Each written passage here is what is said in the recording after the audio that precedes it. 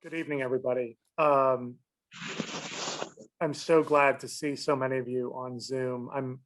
I don't know if how many of you are like me, but uh, I spend a fair amount of my day on Zoom, and the prospect of re-upping and kind of getting engaged for another conversation on Zoom, on one hand, could sound like a really tough ask, but I would say for the program that we have tonight, it's really special and it's really important and it's really timely.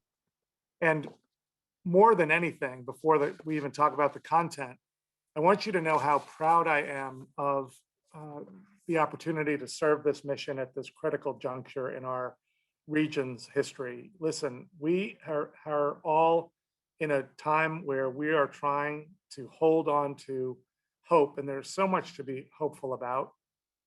I feel like we're being sponsored tonight by Virtual Health, and more on that later. A lot of us have our minds on a time where we can be together safely again.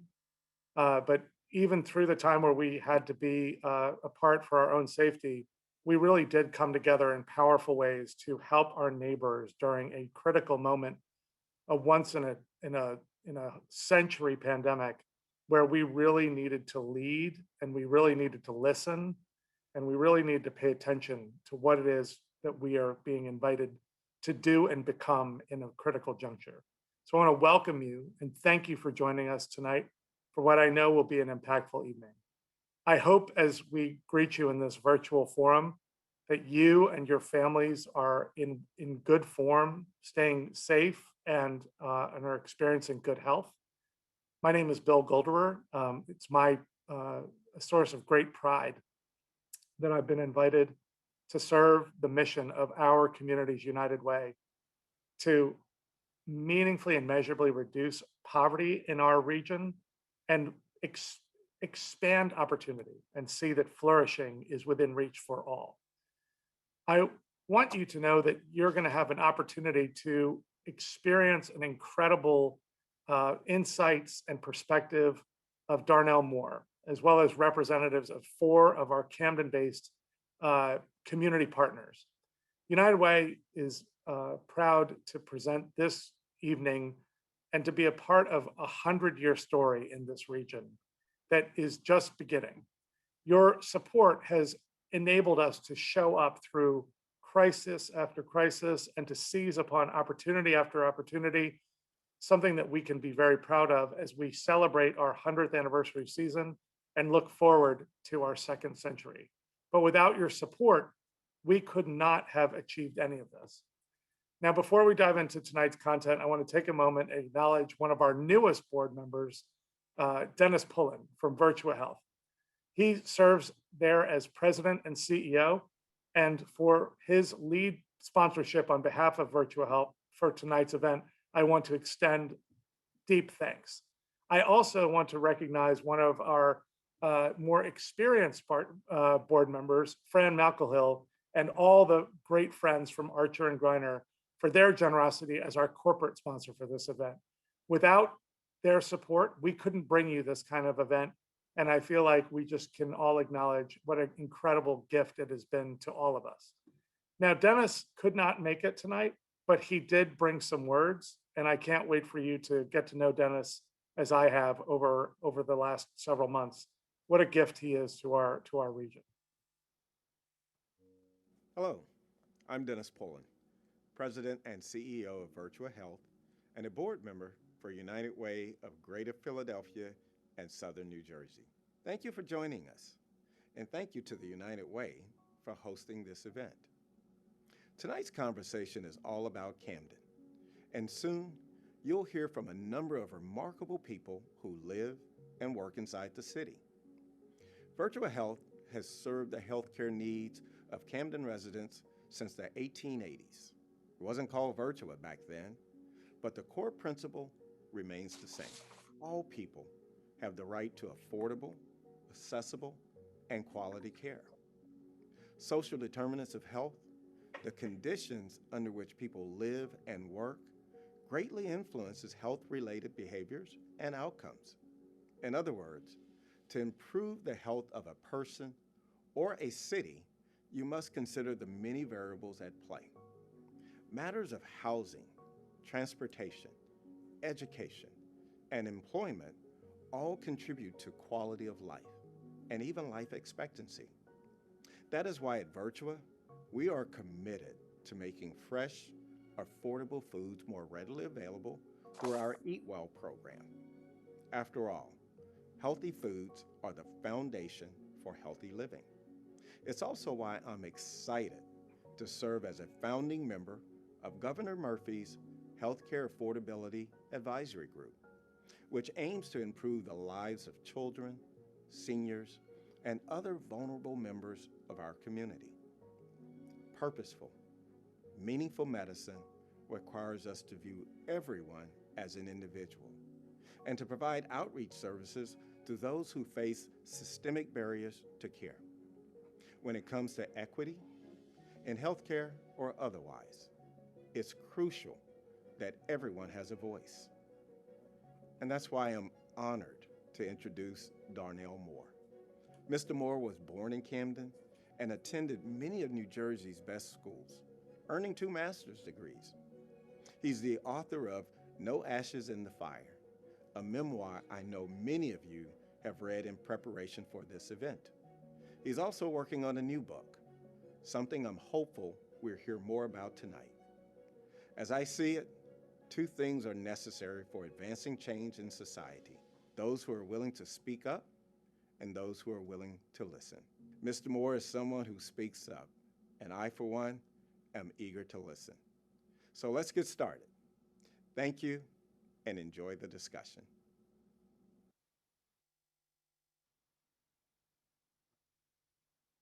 Thank you, Dennis.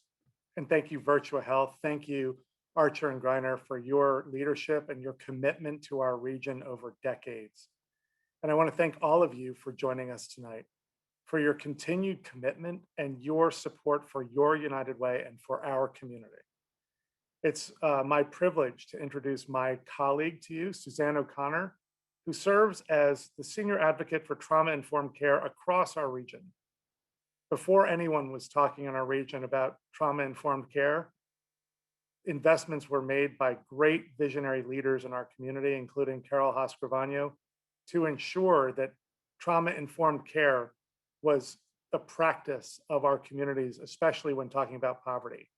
So I'd like to introduce to you Suzanne O'Connor, who is one of the foremost experts in our community about trauma-informed care, and she will be serving as your moderator for this evening's very important discussion. Great. Thank you, Bill. I am thrilled to be here with all of you to see all of your faces. Before we get started, a housekeeping note that all attendees are muted for improved sound quality. And while we don't have time this evening to take questions live, please feel free to enter questions into the chat and we will respond via email after the event. Another housekeeping note, because this is, tonight we're going to be talking a lot about trauma. I just wanted to let people know, if you haven't read the book, just know that we might be touching on some topics around domestic violence, abuse, just those kinds of real issues that Darnell so beautifully actually wrote about in his book. So I just wanted to let you know that that might happen, and just feel free to, if you don't feel like looking at us anymore or turn off your screen, feel free to do that. But we're so glad you're here. So now it's my pleasure to introduce author and actually former United Way of Newark, New Jersey employee, Darnell Moore. As Dennis mentioned, Darnell is the author of the 2019 Lambda Literary Award-winning memoir called No Ashes in the Fire, Coming of Age Black and Free in America. I know some of you have read the book in advance of this event, and we'll definitely, give you a little summary if you haven't. But it was a 2018 New York Times notable book. It's won numerous awards. Darnell is also a writer in residence at the Center on African American Religion, Sexual Politics and Social Justice at Columbia University, and a 2019 Senior Fellow at the Annenberg Innovation Lab at the University of Southern California. and his writings have appeared in the New York Times Book Review, Vice, The Guardian, The Nation, Ebony, and other outlets. So today he is with us as the Director of Inclusion Strategy for Content and Marketing at Netflix. Currently, he is working on his second book, tentatively called Unbecoming, Visions Beyond the Limits of Manhood.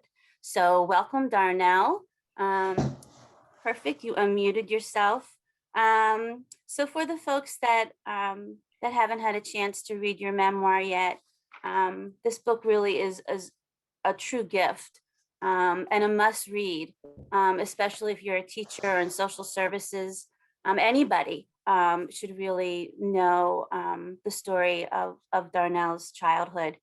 And but I'd like for you to maybe share with us some of the an overview and maybe touch on some of the themes of the book for us tonight. Sure. First, hi, everybody. It's good to be in conversation with you. I have been so resistant to Zoom calls this morning because we're all inundated with Zoom calls. But anytime I get to talk about Camden and get to talk about people who care about home, my home, I am always so excited to do so.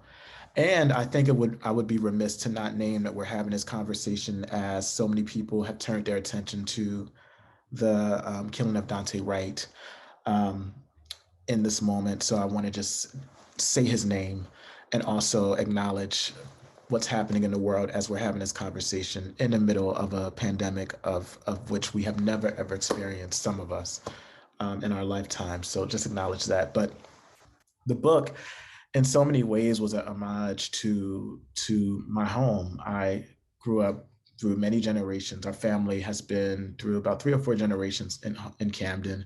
I happen to be in LA now. This is where I live, but my mom and my sisters and my nieces and my nephews and my cousins, they're in North Camden and East Camden, they're still there.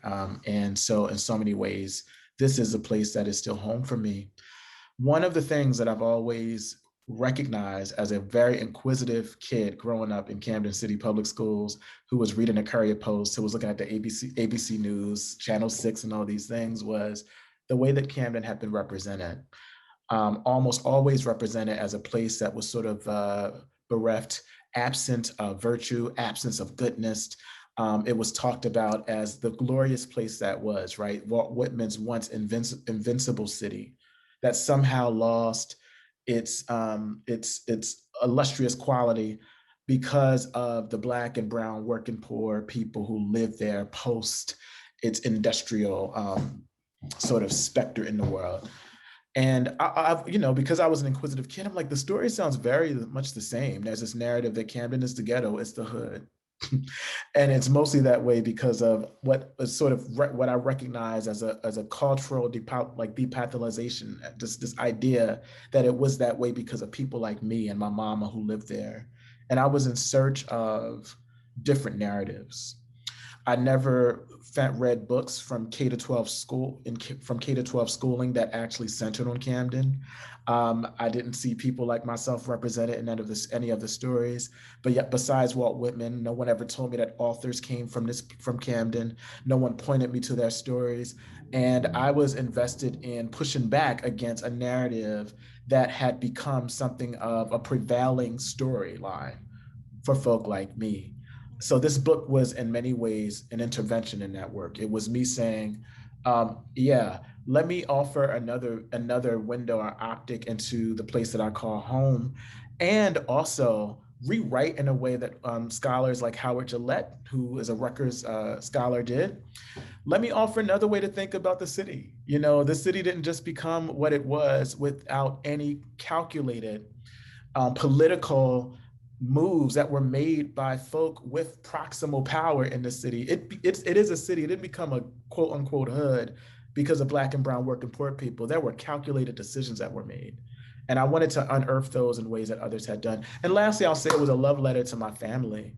I am who I am in the world. I'm alive because of the 16-year-old girl who had me in Camden, New Jersey, who was talked about in a Reagan era as was so many other Black and Latinx working poor women who were called welfare queens. My mother, who had me at 16, who stopped going to school at 10th grade, who grew up in South Camden and Centerville, and Walt Whitman, who the media liked to sort of deride, raised a person in the world who would grow up to do good work. And it's not because I was somehow imbued with goodness on my own. My Black mama did that for me. My Black mama from Camden, New Jersey. So in many ways, it was a love letter to her and a legacy of Black women and Black family members who made my life possible. Along those lines, the themes around family, there was actually some research that was published around childhood family connections and adult flourishing. And the conclusions were that greater childhood family connection was associated with greater flourishing in adults across levels of childhood adversity. Supporting family connection in childhood may influence flourishing decades later, even with early adversity. What do you think about that?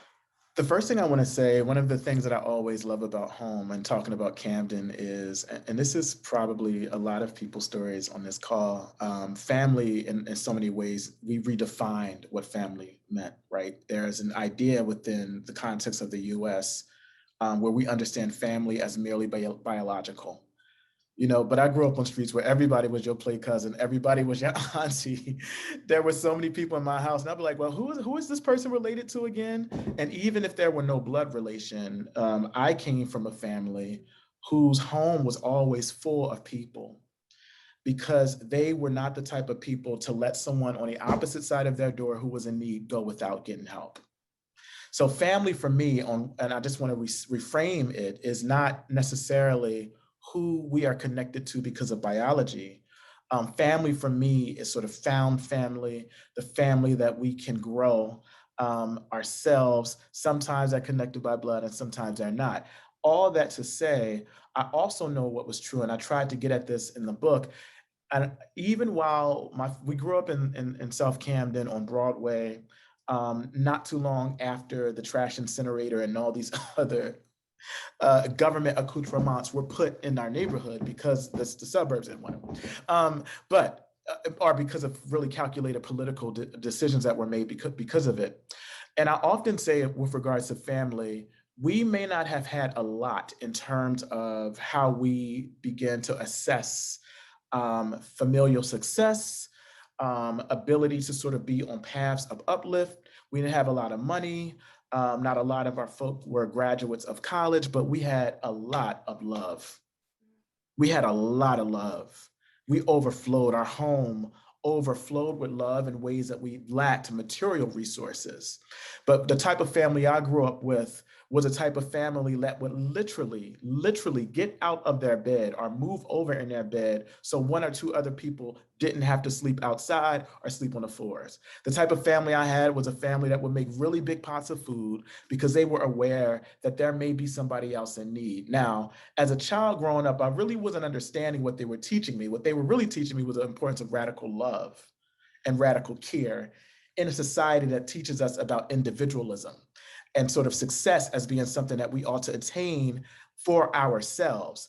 So to the extent that my family would showed up in my life in that way, of course, I would say that I was only able to make it because of them. I'll give you one example. At the age of 14 in 8th grade at Morgan Village Middle School, for any of you who remember Morgan Village Middle School when it was two to three big old circles sitting up on a campus, I remember going to being in school and being really upset that my guidance counselor didn't connect me to private school. I had this idea that I wanted to go to private school. One, because I wanted to prove one of my teachers wrong, who told me aloud that I could not write. And I said, I'm going to get your ass back. I'm going to get you back.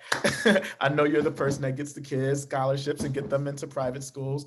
And I went into the yellow pages, the phone book, and found a school with the name Friends in it because I knew that she was trying to get kids in Morristown Friends School. I come upon Mullica Hill Friends School and called it on my own, acted like I was my mom, had them send an application to my house. I filled the application out. Don't do this if you're watching it, you're a kid. I forged my mama's signature, sent it back. I got into the school. When it was time to, I visited the school by myself, took 2 buses to Mullica Hills, and went there. And when it was time for my family they thought I was going to Camden High. When they were like, well, what school are you going to? And I said, Mullica Hills Friends. And they're like, well, who's going to pay for it? My limited resource family literally pulled all of the resources that they could together to make sure that I could do that. So yes, when adversity will show up, and I think many of us have experienced that in our lives, to the extent that we have systems, familial, both biological and non-biological, found communities even, that are around us that can help sustain and hold us through those environments, the better we might be. That story is in the book, and definitely one of the best stories. Definitely. So I want to shift a little bit and talk about United Way. You were at United Way. Could you tell us a little bit about that, and just share just some reflections about that? I know Absolutely. there's a story about it in the book, but Yeah. we're very curious. I so I spent a good maybe 13 or 15 years in Essex County. I went to school. I was at school at Seton Hall.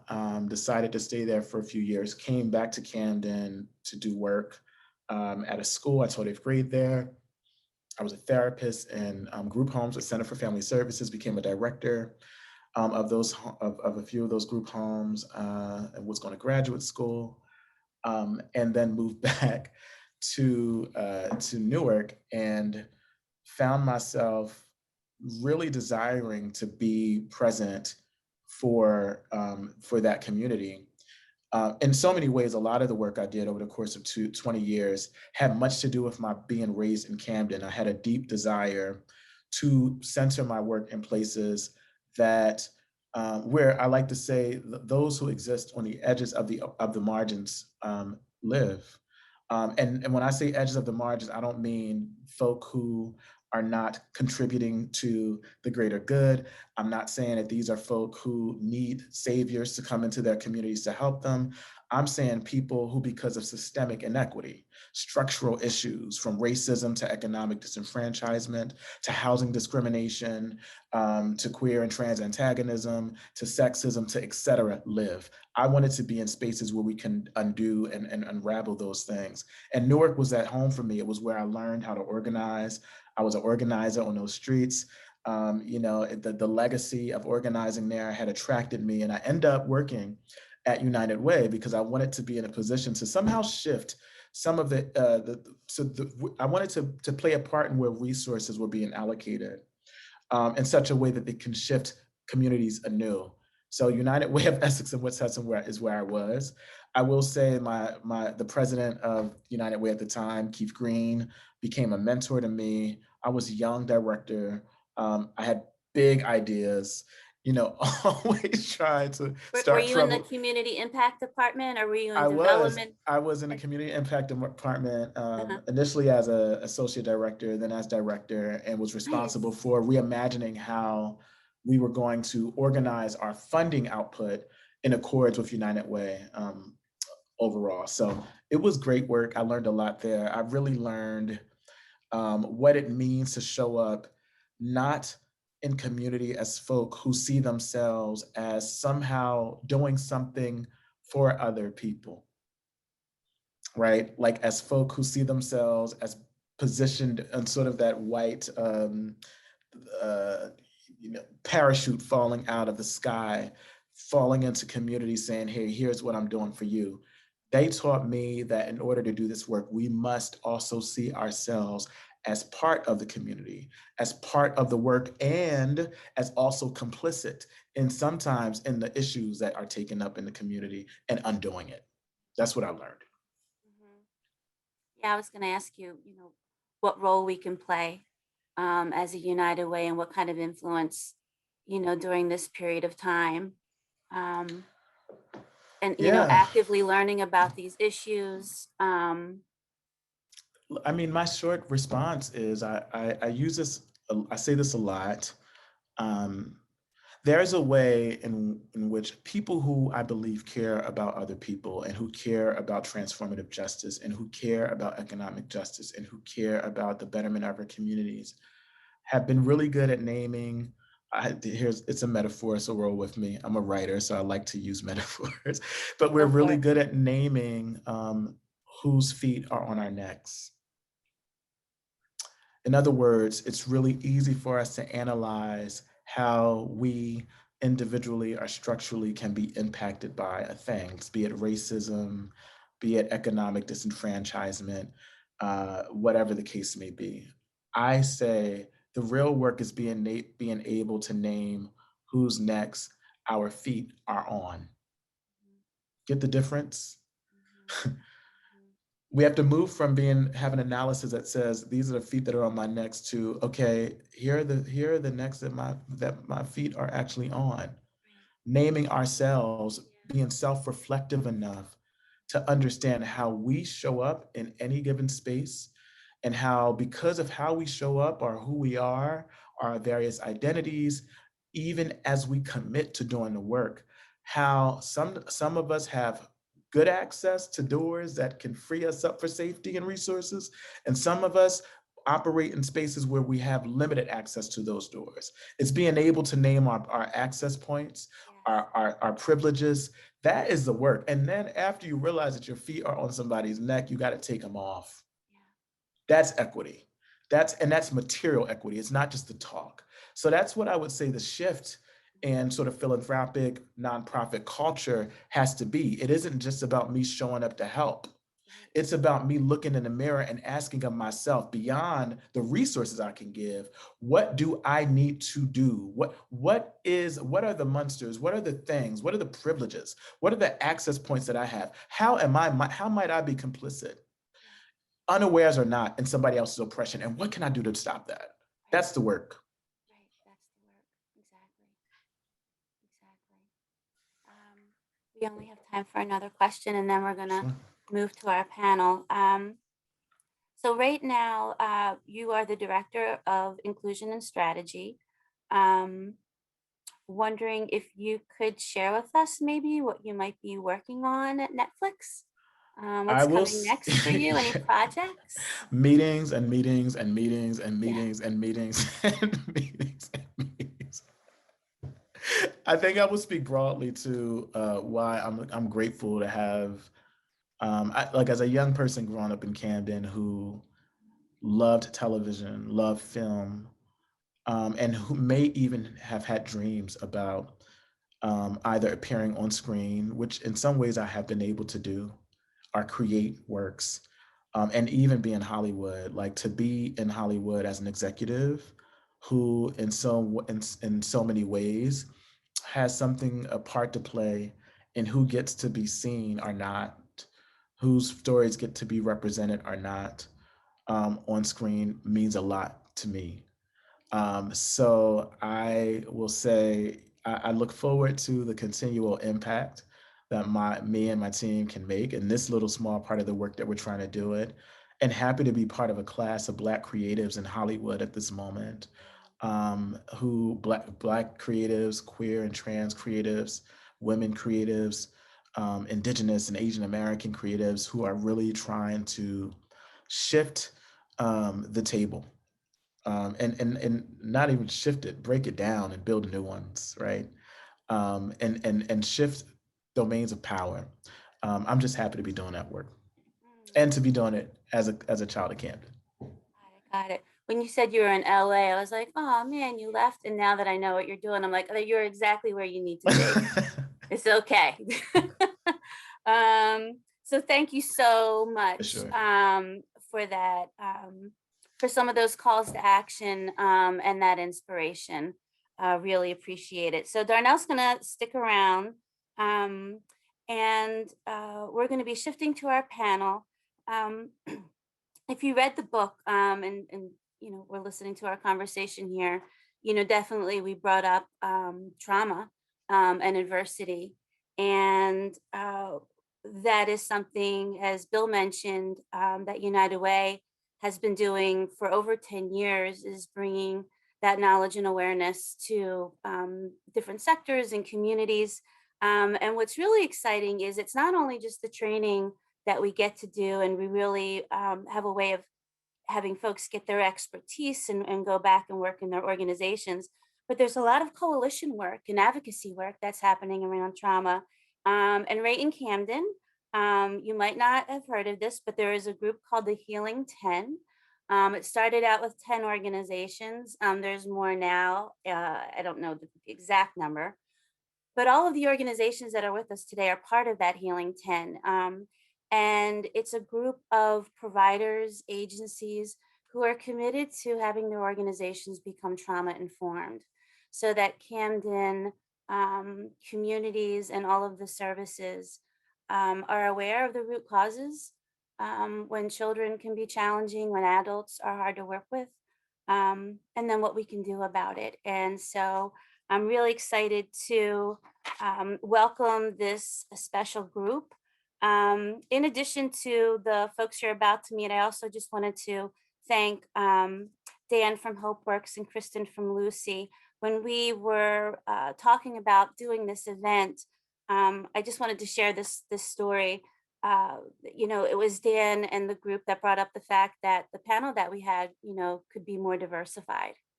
And so Kristen and Dan, who are going to be on the panel, really knew that there were advocates and people that were seasoned that could speak to this work. And so we are just so delighted and just glad that when we plan these things with our partners, that we can bring those things up and talk about those things so we can all grow. So we are definitely committed and thankful for their input. So here with us tonight, what we're going to do is introduce the panel, and then we are going to, each panelist is going to answer 2 questions. And so first, I'd like to introduce Aaliyah Sutton-Bay, the Director of Operations and Youth Development at HopeWorks. So Aaliyah, if you could introduce yourself and tell us a little bit about HopeWorks. Good evening, everyone, and thank you for having me join this panel this evening. Darnell, it's an honor to be and share this space with you today. Again, my name is Aaliyah Sutton-Bay. I'm the Director of Operations and Youth Development at HopeWorks, and HopeWorks is an employment social enterprise. We work with young people between the ages of 17 and 26 with a focus on technology, education, and entrepreneurship. And for those of you who aren't familiar with an employment social enterprise, we are a nonprofit, but we also operate 3 businesses where we're able to hire young people and give them their first work-based learning experience, build their resume. We don't just talk the talk, we walk the walk. We hire the young people first, and then we send them out to employer partners rather than competitive open market, because we find that we have to screen to ensure that they have the same commitment to diversity and equity that we have, so that the young people that we send into those spaces can thrive. I've been here a little bit over a year and a half, but it was the place that I was supposed to land at. I spent 20 years in Philadelphia working for the Department of Parks and Recreation, but also working 15 years in the Philadelphia Public Schools as a therapist and a behavioral specialist, believing that sitting in the belly of the beast was the problem, was mental illness, and waking up one morning and really realizing that poverty was the real devil in the room. And so needed to shift my career to focus more on how can we break the cycles of poverty, and employment to me is the answer. Access to quality training, quality employment, and a living wage job. And so that's what we do here at HopeWorks, and we do it through trauma-informed care, which essentially to me is treating people with kindness and care and creating a safe and collaborative environment and doing things with young people and not to them. Thank you. Fantastic. It's so great to have you. Next on our panel, Xiomara Wedderburn. CO is the Director of Wellness at Urban Promise. CO? Hello, everyone. It is my pleasure to be with all of you today. Darnell, as a fellow Camdenite, I am so excited to be on this panel with you, and your book just spoke to me in leaps and bounds. So I represent Urban Promise. Urban Promise has been in the city for over 30 years. And we are a youth development organization that is focused on providing safe spaces for children to grow, learn, and play. And we do that through a host of programming, after school programs, summer camps, several schools, an experiential learning program, internship programs. I mean, you name it, we address population from K through college. But our bottom line is that we want to reach children, raise leaders, and help to restore the community of Camden. And our model has been replicated across the world. We have 39 international sites across the US and beyond. We have 19 sites in Africa and about 3 sites in Canada as well. And we are committed to the city of Camden, to its people, and we are here to help to change that narrative, because we believe that there is beauty, there's resilience, and there is hope. And we are grateful for the opportunity to be here today. Yeah, you're amazing. So great. I'm so glad you could be here. Next, I'd like to introduce Megan Lepore, who is the Director of Development and Sustainability at the Center for Family Services. Megan. Sorry, my unmute wouldn't work. Thank you, Darnell, for being with us this evening, and even reading your book as a member of the staff and team at Center for Family Services. And your experience definitely spoke to the instances and what we hear from working with families and children from 0 all the way up to and through college and career and beyond.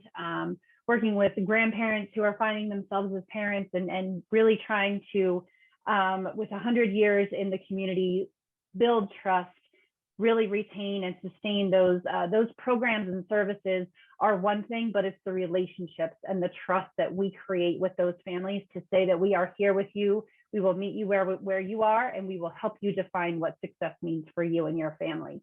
So like I said, 100 years for Center for Family Services in Camden, place-based initiatives, a continuum of care that again goes from Head Start in Centerville, which you spoke, every time you said Centerville, I was, very even more connected to that. But it is, evidence-based practices, but it's the people who care and who are committed, social workers, teachers, therapists, and even, our administrators are all, trauma-informed and focused on making stronger communities, along with these amazing partners here tonight. So thank you so much for being with us. Thank you, Megan. And our fourth panelist is Soleil Barrios from, she's actually a board member at Lucy Outreach, and she is the Director of Partnerships and Engagement for Camden Enrollment. Soleil.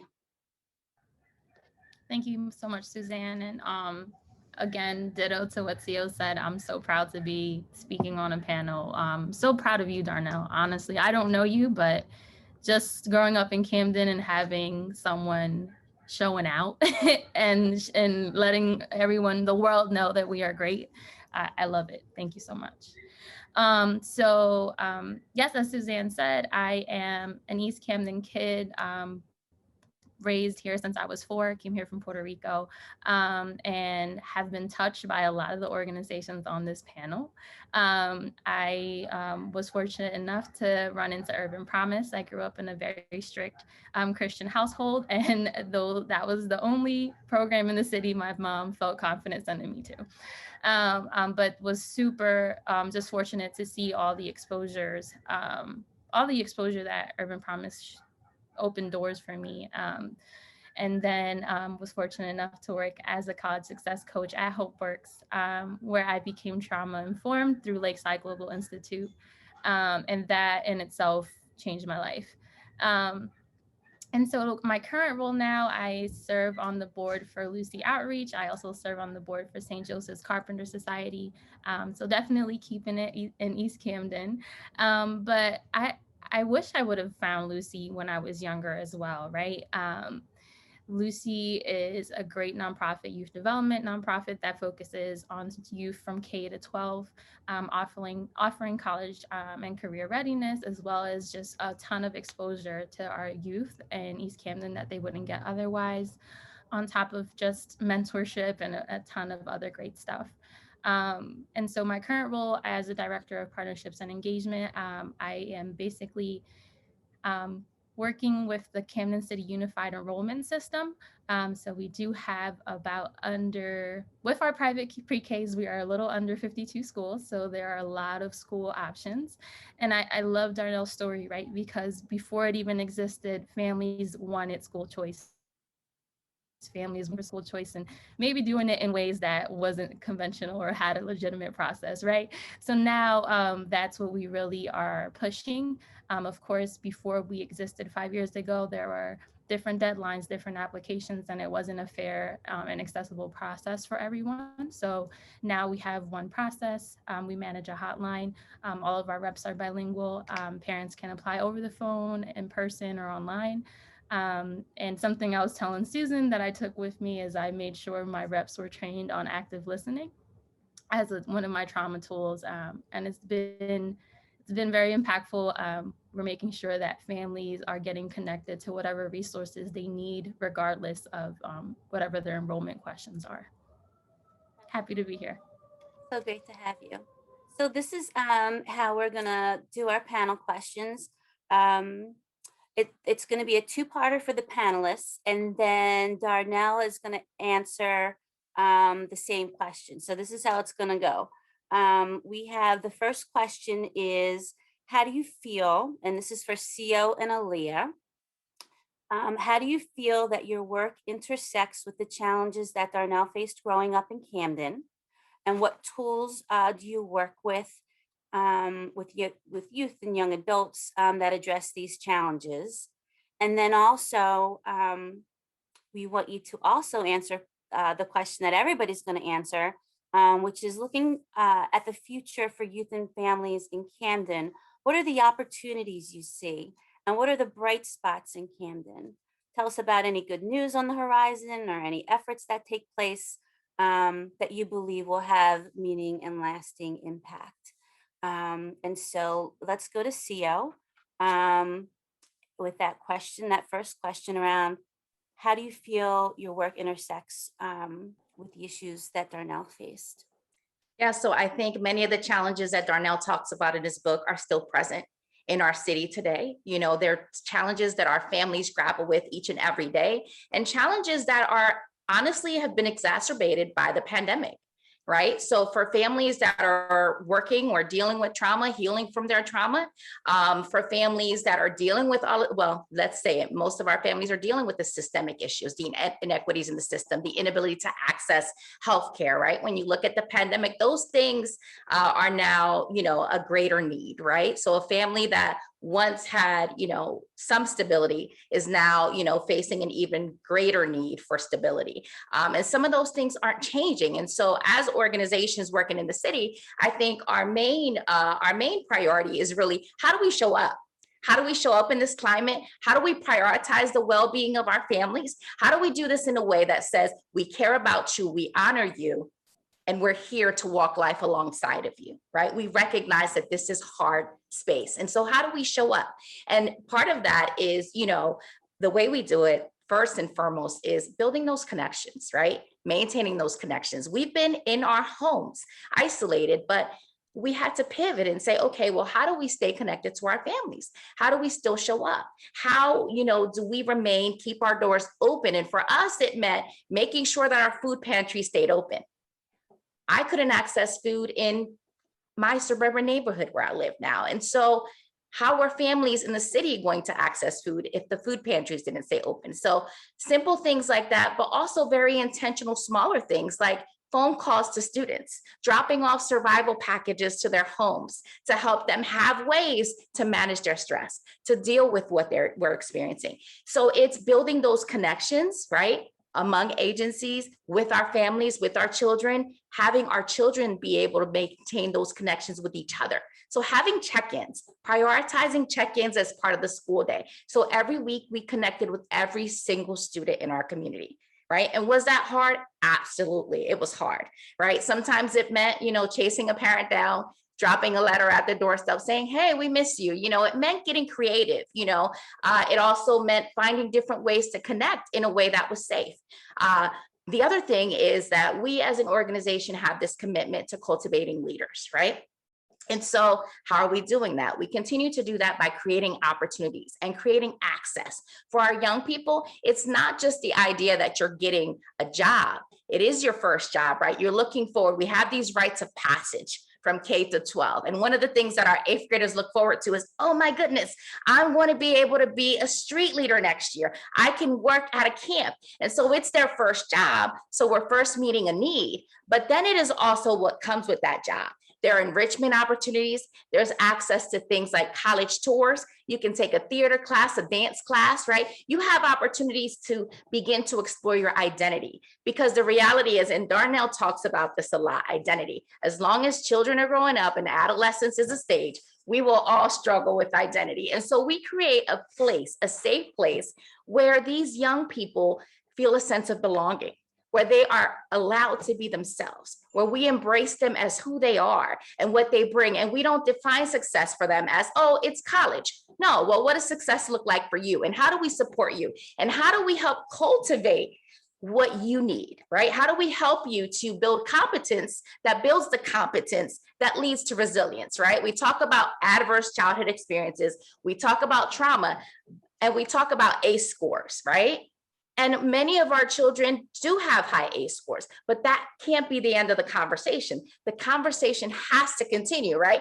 How do we promote resilience? How do we get to healing? How do we support families, right? And so that's the narrative that we're working to shift, right? Is by empowering young people, by empowering their voices, by giving them opportunities that they would have maybe not had access to otherwise, right? And by creating that path toward healing, toward self-discovery, toward competence, toward building resilience, and by continuing to show up each and every day, especially in the hard spaces. And I'll give you one example of how that extends past the young person and the adolescent to their families, right? Because we're talking about building trust, cultivating community. I got a phone call in the middle of a pandemic from one of our parents, and I picked up my phone, and the parent was in the closet in her place of employment where she was a manager, and she was in the middle of a panic attack.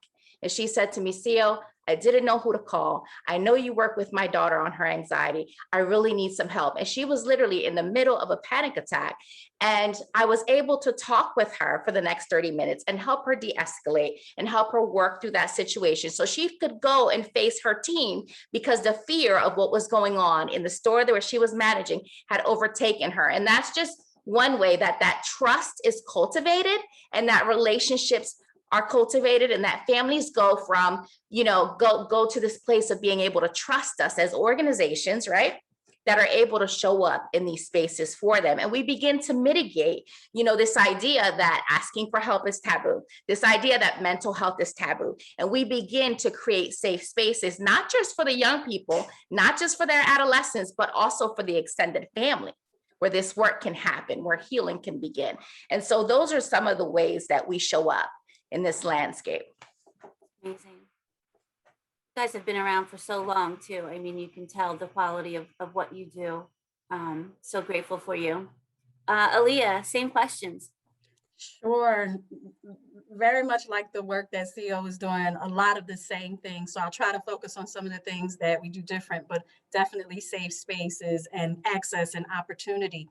But a lot of the young people who walk through our doors have family history of low wage jobs and employment. And sometimes the money that they make here at HopeWorks is a huge contribution to the family income within their household.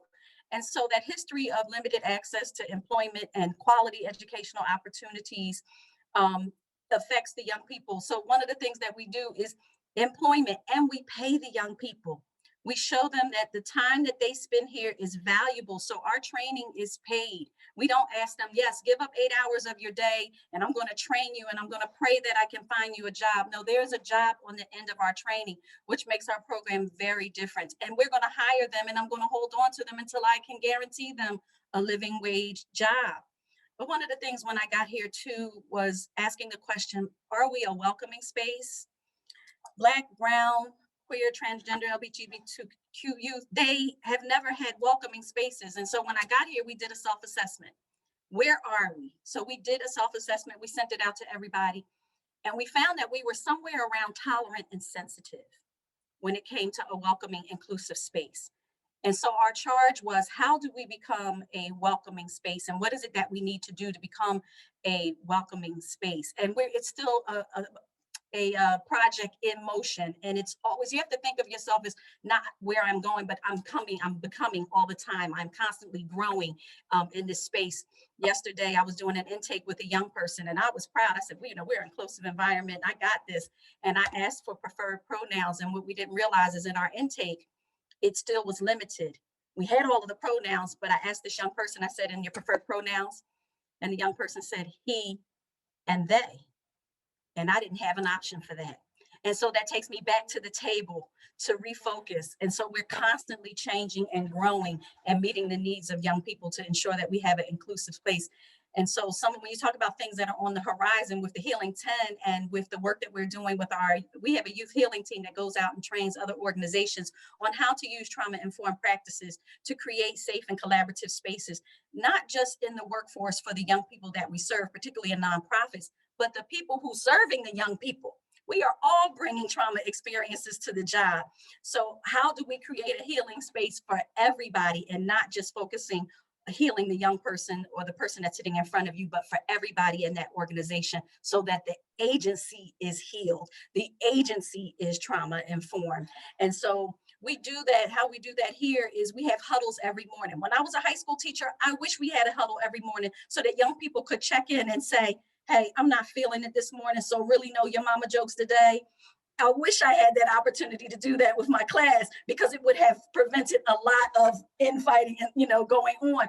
And so we do morning huddles, and it is a business meeting, and everything here is a microcosm of business because everything that our young people do in our space is what they'll do when I send them out into employment. So creating that microcosm of a work environment here. So we have a business meeting morning huddle, and then we have another one at the end of the day where they get to talk about what their successes were from the day so that we can clap them up and show them support. And so making them comfortable and expressing their feelings through the huddle, but also giving them the opportunity to learn how to ask for support and help. And that's what gets a lot of our young people in trouble because they don't have the skills to do that. So that's some of the work that we're doing here. And what's on the horizon, the pandemic allowed us to train all of our young people virtually. So now we're thinking, wouldn't it be great if Camden became a tech hub for remote workers? And if global technical companies and businesses from all over were coming into Camden to source out their remote work. And that's one of the goals and one of the things that we're working on. And I'm going to stop right there. Aaliyah, that's very exciting. That's amazing. HopeWorks is another great agency. We're so proud to fund them as well. We are getting close to time. We still have two more panelists. So question 2, Megan and Soleil. As you know, Darnell's book, again, the themes around trauma. Do you do anything specifically around these themes around trauma and helping individuals and families at your programs? Yeah, so at Center for Family Services, we have very structured process that we have that's layered into all of our programs. But that starts at zero. That starts with our outreach to our families. And especially thinking, referring earlier to the Head Start in Centerville, we operate Head Start in Camden County and Burlington County in South Jersey. But, our focus there is having family service advocates that are there to walk with families. Our teachers are trauma informed, our staff is trauma informed, because we understand that trauma, if it has been experienced, and again, similar to what was said earlier, those ACEs scores are high. That also impacts development. That also impacts your readiness for school, your readiness to succeed in life. And that trauma is generational.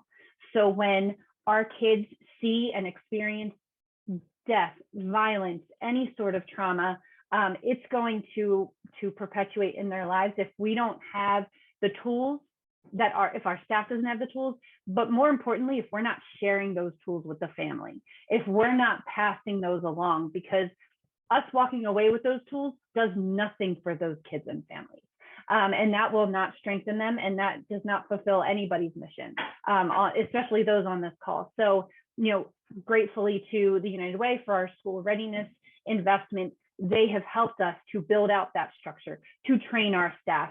From the bus driver, when you get on the bus in the morning, obviously now the capacity is a little different, right? But when you get on that bus, the way that you are greeted, the way that you can tell on a child's face what's going on, the way that we have home visits. Everyone throughout all of our programs incorporate home visits. There was a time during the pandemic where we couldn't get eyes on kids because our Head Starts were closed and we couldn't do home visits. Gratefully, the New Jersey Department of Children and Families also felt that way and felt very strongly, so that we were able to open that up again. But the talking about how it translates to staff not being able to set eyes on kids was very, very difficult for them, because work is not being done to help those kids grow and develop, but work is not being done in those families to help them be strong and successful in the future. And the way that we've also scaled this is that we're also seeing a trend towards moms, right? That Darnell was mentioning, the moms and the grandmoms, who are really the leaders in the family, but who we've forgotten is the men.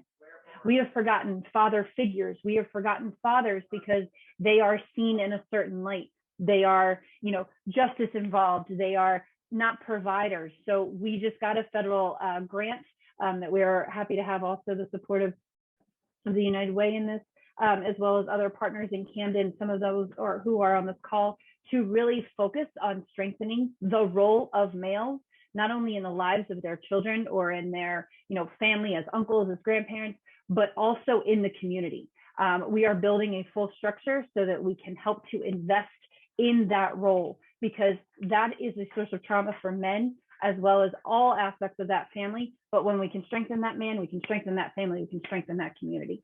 So that trauma we are threading through, being trauma informed, trauma responsive, but seeing that through the lens of the residents and seeing that through the lens of how we can do that better. Great. I apologize. My neighbor is mowing his grass.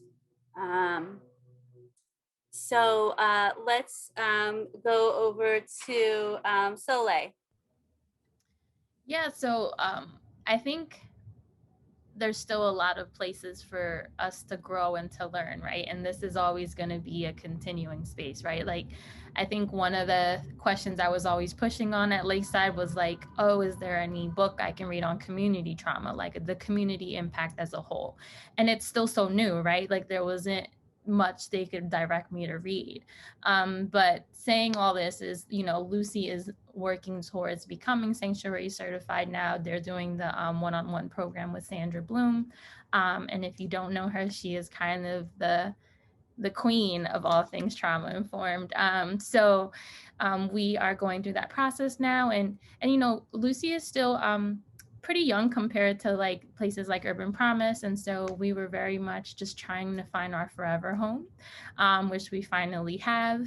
And so now that we're, really setting the foundation and kind of letting all of our youth and families know, like, hey, we're in East Camden and we're here to stay. We're now working on trying to develop those policies and protocols that are intentional in being trauma informed in every aspect as much as possible. I think as also with growth, Kristen as our executive director is also our only social worker on the team. So it can be a lot, right? For one person to be kind of doing these dual roles. So I think as we continue to grow and expand, we'll try to, eventually maybe hire some support in that space so that it's not always on Kristen, and maybe we have more intentional, check-ins and kind of just a welcoming process to see what the kids may need as far as support. But I think one thing Lucy does very, very well is family engagement. It's for them to be a young organization, you already start to see generations that have come through. And it's almost like, no, I went to Lucy, you have to go to Lucy. So it's we're building that relationship with the community and really being recognized as someone that the community can lean on, especially families if they have multiples, like we have programming for everyone. So I think we're in the growing and learning stage for sure. And we're, learning from our great nonprofits in the city that have been doing this very well. We tap into Dan all the time, and it's just great to learn about how we can be intentional with these programs, but definitely keeping a family focus. And ditto to what Darnell said earlier as well. Family is not always biological. And I think Lucy definitely tries to become that for all of the children and families as we try to support them all the time. I don't know that Kristen takes a break, but I could say that to all the EDs of the organizations on this call, because I worked with Dan, and that's another one. I'm like, do you sleep, Dan? But, Yes. the work does not stop. No, and I think, everybody can hear the passion and the commitment and just the true calling that we all have and share towards this mission around families and social justice. Darnell, final question, and we're gonna hopefully you can stay on just for a few more minutes. We're gonna be wrapping up. Darnell, interested in hearing your thoughts on any bright spots or opportunities. And can you share with us your why, like a final closeout on your book, some final thoughts? Sure. The first, I just want to say thank you all for the work that you do. I was smiling and taking notes. Like I have so many notes over here. And wanted to say one of the bright spots is the fact that you all exist. Just as a testament to that, my first work out of college from Seton Hall was that of an intern at Urban Promise. That was my introduction to the work. So shout out to you. And I would eventually end up at Center for Family Services working as a therapist and a director of Home Base and the group homes that were there on Benson Street. So shout out to you. So it's a testament to the realities that the work that you're doing actually can can manifest not only transformation in the lives of the young people, but leaders who can go out into the world and do their work. The second thing I'll say too, I'll be remiss to not be very clear when I say that I grew up in Camden as a Black young person who was coming into his queerness, as a Black gay person, and going through a lot of institutions, whether they were educational, nonprofit, all manner of structures that only thought about a monolithic experience for Black young people. So I want to say that I survived that, and I'm on the other end of that in the world doing work as a Black queer identified person who deserved a school experience, a communal experience, experiences in the institutions that I had that allowed me to show up in my fullness. You have the opportunity to make that possible for someone else and not become part of the negative aspect of their dream that told them that they could not. So I just need to name that. The third thing I'll say is I just want to shout out, speaking of opportunities, there are people whose works are coming to us. Marcy Romero, who is a scholar whose book Towards Camden is coming from Duke University Press that we should look out for. Nai Oyokwate's book, The Street, the Street, it's called The Street, Photographic, A Field Guide to American Inequity is coming out through Rutgers Press. And I'm sorry, I should be putting these in here, and I should be doing this. I'm sorry, y'all. And then name some folk who I think we should celebrate, like Micheline Thomas, who is an amazing artist who painted folk like Michelle Obama, who is a Black lesbian who came up out of Camden, right? And I just want us to be more thoughtful that when we think about the genealogy of folk who come from Camden, that we don't only organize that around cisgender or straight folk, that some of us in the world who are making moves are LGBTQI and Black and from Camden too. The last thing I'll say is Camden doesn't need a savior. Camden doesn't need any more saviors, right? We don't need saviors, never needed it. We need accomplices. And I use accomplices and not ally because accomplice to me signifies someone, forgive me for part of my words, but someone who is willing to give some shit up for the sake of the other. Like allies are sitting aside, I show up at the party. An accomplice is willing to jump in the fight with you, to lose something in the process for the sake of the other. To the extent that we can build our work fueled by that is to the extent that we can really move Camden forward. So thank you all for having me here. This has been a dream. Yes. Oh, thank you so much. That's really a great way to close us out. Thank you so much, Darnell, and to our panelists for sharing your time and expertise and passion. you know, it's kind of late, but I just feel like really energized. I'm gonna have to go for a walk right now. And it is an honor and a privilege to be with all of you. And so with that, we're gonna close out our program. We did talk a lot about trauma today, and its impact on children and families. And United Way does support a trauma initiative. And we have training that's available for community members. That's free, funded by all of you. That's what the Impact Fund pays for, as well as our generous donors. So we're just really grateful that we are able to offer that. And so there will be an email. We'll be back in touch with you to see if you have any additional questions.